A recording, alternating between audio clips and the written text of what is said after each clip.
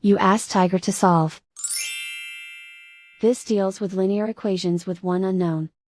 The final result is x equals -9/4. Let's solve it step by step. Simplify the expression. Expand the parentheses. Multiply the coefficients.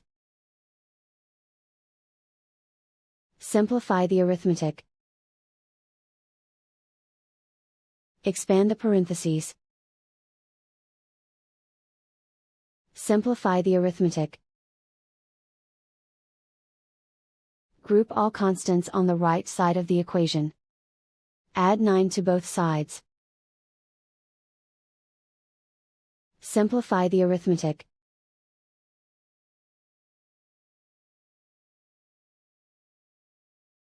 Isolate the x.